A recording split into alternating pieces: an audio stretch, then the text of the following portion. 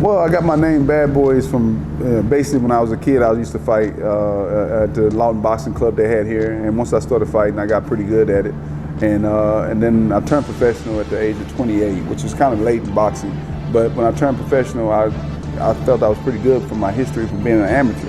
And so from that point, I had to make up a name. I had to have a name, a creative name and everybody used to always call me BB. I came up with Bad Boy, and I said, well, Bad Boy. And since I came with Bad Boy, everybody knows me as Bad Boy now. When I started, when I started as an amateur, I used to get a lot of rewards, which was Outstanding Boxing Reward. The Outstanding Boxing Reward was basically the best fighter of the night of an amateur show, which is about 30 fights. It'd be 30 fighters that night, and out of those 30 fighters, I would get the Outstanding Boxing Reward, which is the best fighter of the night.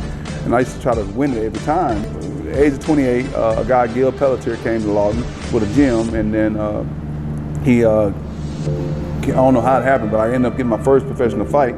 I knocked the guy out in 38 seconds. And when I knocked him out in 38 seconds, it was some bum off the streets. It wasn't nobody really good, but it was some bum off the street. But it was just woke my eyes up and let me know that, hey, I can start a career in boxing. And so I started my career in boxing. I went at like 10-0, and then I broke my hand. And then after I broke my hand, I lost one of my fights. And then I kept fighting, and I got good. I got ranked in the world, 6th in the world. Well, I felt good about myself. And then I came across the Contender, which is a reality show that was giving away $1 million at the time. And I went on that show to try to get on it. I stayed out there for 9 days to try out for it and interviews and this and that, and came up short, came up number 20 out of 16 people. And so I had to, walk away crying like a baby. The lady promised me she'll call me back next year if they had it again. I was like, that's bogus, but I was like, okay, whatever. And so she actually called me back, and I went on there and made the top 16 this time. And when I made the top 16, I ended up winning the whole show. Walked away with $500,000, and prior to that, I won several fights, boxing pro fights, and which elevated my career to be the person I was. After I won the Contender, I was ranked number 6 in the world again.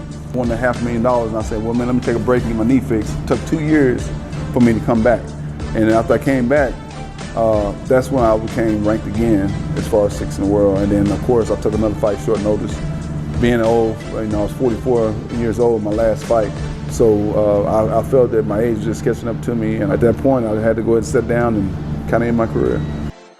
Well, Saturday is an event that we came up with. We call it Expedition, and it's from kids from 7 all the way up to about 17 or so for the first event, which is 2 to 4. And then we have an adult show from 7 to 9, which is adults from probably 17 and on up. And what this consists of is people come to the gym that train and work out, that have some motivation to try to get out there and fight and do the things I have done. I just want to give them just a little example that it's not easy as it looks. We always have kids that come to the gym, or parents, or single moms or single dads come to the gym, and I find that they can't afford to come to the gym. And I hate turning kids away. I hate not being able to have a kid that I can take care of.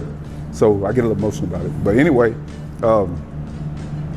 because I don't have to do that, I have sponsorship, people that want to come in and help and do those things. And so, excuse me, but it brings little tears to my eyes, because when I think about some of the kids that need the help, that can't get it, and I can help them, and they always come back and tell me that I have helped them, and it makes me feel some type of way.